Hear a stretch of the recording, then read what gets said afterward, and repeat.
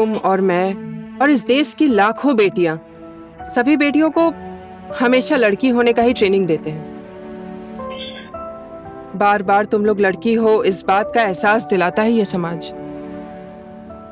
जया, पहले इंसान बनकर दिखाओ, लड़की उसके बाद बनना। एक कहावत है, अपने वो नहीं होते हैं जो तुम्हें आंसू देते हैं, अपने तो वो लोग होते हैं जो तुम्हें कभी रोने नहीं देते हैं। यू डोंट वरी, तुम बेफिक्र होकर रहो, मैं हूं ना तुम्हारे साथ।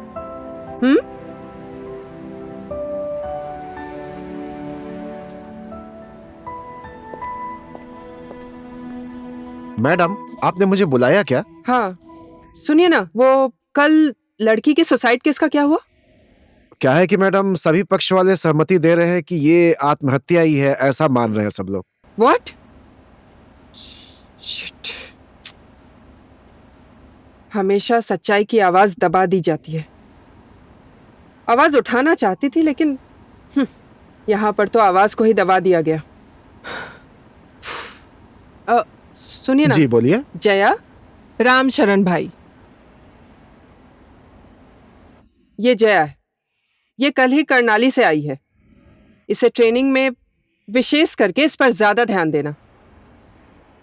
ठीक है मैडम। मैडम, आपके सेशन का समय हो गया है। Okay, I will be there. Thank you. Welcome madam.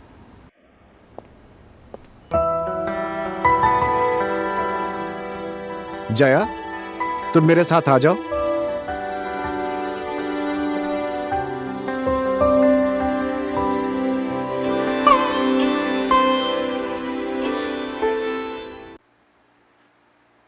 डर, डर के आंखों में इस तरह से आंखें मिलाकर देखो ताकि डर भी तुमसे डरने लगे। इस संसार में हर एक इंसान के अंदर डर होता है। वो डर आप लोगों के अंदर भी है, मेरे अंदर भी है। जो इंसान डर का सामना कर सकता है वो इंसान अपने जीवन में कभी भी असफल नहीं होता। इसी वजह से जिंदगी में सफलता हासिल करनी है तो अपने अंदर के डर के साथ विद्रोह करो, सामना करो, डर पर जीत हासिल करो। डर हमारा मित्र भी है और शत्रु भी है। असफल होने का डर, अकेले होने का डर, लोग क्या बोलेंगे इस बात का डर, कल का डर, परसों का डर, जो अभी हुआ ही नहीं है उस बात का डर, और लड़की होने का डर, कोई क्या बोलेगा इस बात का डर, काल्पनिक बातों का डर, जो घटना घटी भी नहीं है उसका डर। बहुत डर डर के जीते हैं हम लोग। आप लोगों को पता है, जीवन में सफल होने की बात सोचने से ज्यादा हमें असफल होने का डर रहता है। और फिर कैसे सफलता मिलेगी हमें? जीवन के खेल में जीतने से ज्यादा हार जाएंगे पूरी जिंदगी, ये सोचकर जीते हैं हम लोग। डर हमें अलर्ट कर देता है लेकिन गरीबों की छाप छोड़कर चला जाता है। सालों से हमें डरना सिखाया जाता है लेकिन इतिहास एक पल में बदल जाता है।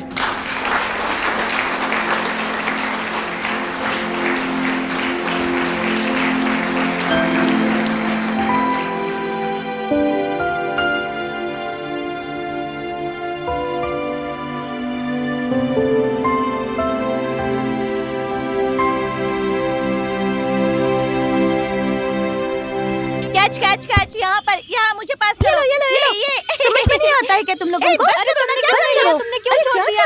अरे झगड़ा क्यों कर रहे हो? चुप बैठो। तुम लोग ये क्या कर रहे हो? झगड़ा मत करो यार। दीदी, मैं भी आपके साथ खेल सकती हूँ? क्या पागल जैसी लड़की मेरे साथ खेलेगी? चल निकल यहाँ से। तुम मुझसे ऐसा क्यों बोल रही हो आरज़ू? मालिका दीदी ने हमें यही सब सिखाया है क्या? वो भी तो हमारी दोस्त है ना? ज्यादा पटर पटर मत कर, नहीं तो तू भी हमारे गैंग से निकल जाएगी। चल हट। Girls follow me. अरे चलना, कौन इसके मुंह लगेगा? चलो, बहुत चलते हैं। एटीट्यूड है, ऐसी ये पता है ना तुझे। हाँ, फिर भी हमेशा इसकी बात क्यों माने हम? उठो जया, दूसरों का बनाया हुआ खेल, दूसरों का बनाया हुआ नियम और तुम्हारी खेलने की चाहत, जया, जिंदगी को तुम खुद खेल बनाना सीखो। एक तिनके जैसी है जिंदगी, खुद ही चल के आगे बढ़ना पड़ता है। 100 रास्ते मिलते हैं, लेकिन मंजिल तुम्हारी खुद की होनी चाहिए। रास्ते पर भटकना कोई बड़ी बात नहीं है, हम लास्ट में सही रास्ता चुन ही लेते हैं।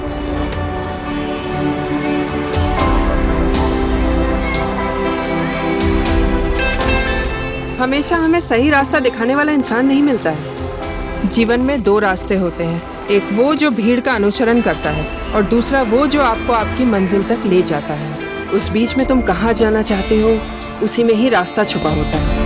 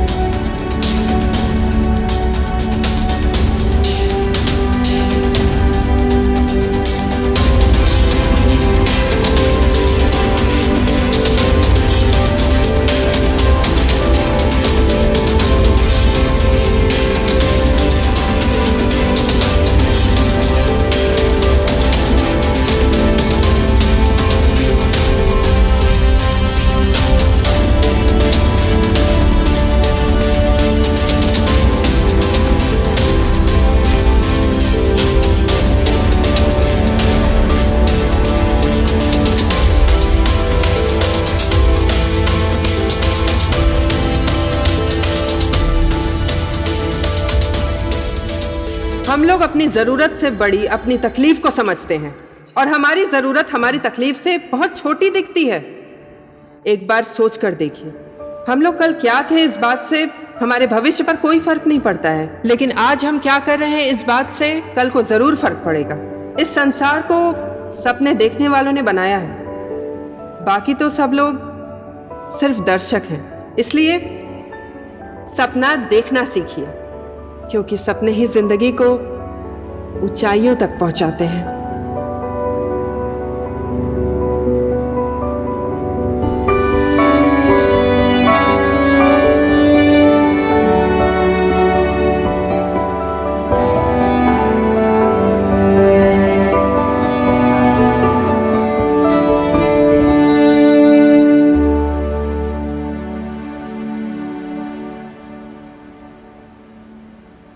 जब मैं छोटी थी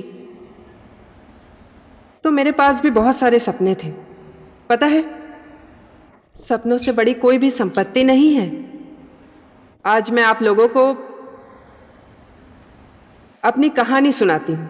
मेरे पिताजी दहेज नहीं दे पाए, इस वजह से मेरी शादी टूट गई। उसी दिन पहली बार मैंने अपने पिताजी को सत्यनारायण यादव बोलकर बुलाया। घर छोड़ दिया मैंने अपना।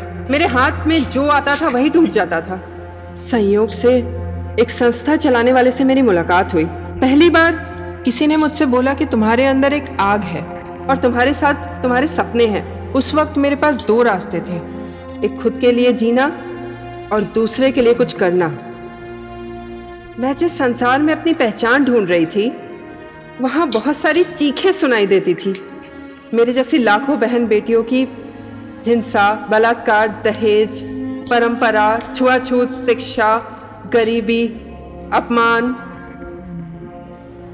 लाखों कहानी मेरे आसपास थी और मेरे कानों में गूंज रही थी। बचपन से ही दूसरे के सहारे जिंदगी जीना मजबूरी थी हम लड़कियों की। बहुत कमजोर था लड़कियों का आत्मबल। दूसरे की आशा और भरोसा करना मजबूरी थी हमारी।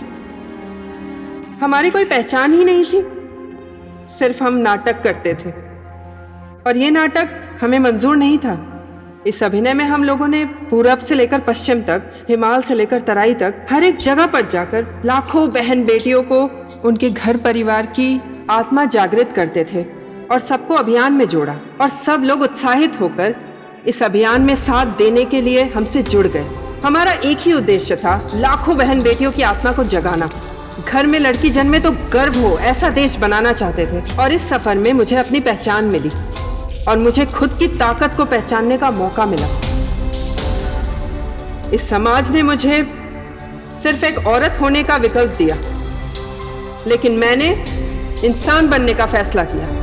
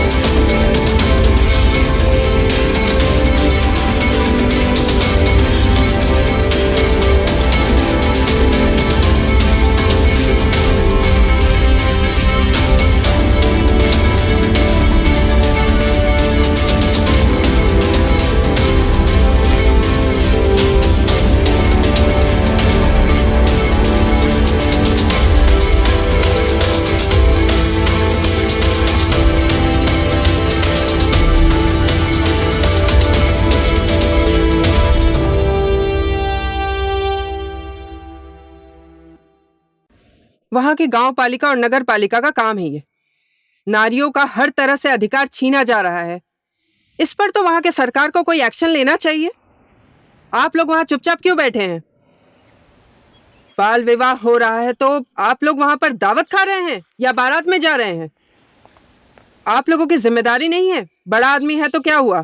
दीदी हमें आशीर्वाद दीजिए, हम जन जागृति का काम करने जा रहे हैं। क्या बातचीत करोगी तुम लोग? हम लोग विचार परिवर्तन करने जा रहे हैं। लोगों के विचार बदलने का प्रदर्शन करने जा रही हो कि अपने सुंदरता का? लोगों के विचार बदलने दीदी। तो यही पहनावा पहनोगी तुम लोग? अपने आप पर विश्वास नहीं है तुम लोगों को? तुम्हारे जैसी लड़कियों की बात कोई नहीं सुनता। सिर्फ लोग तुम लोगों को देखते हैं। और तुम लोग भी इस चीज का हिस्सा बनना चाहती हो? पहले अपने आप को बदलो, खूबसूरती में नहीं, अपने काम पर भरोसा रखो। जाओ, कपड़े चेंज करके आओ। ठीक है।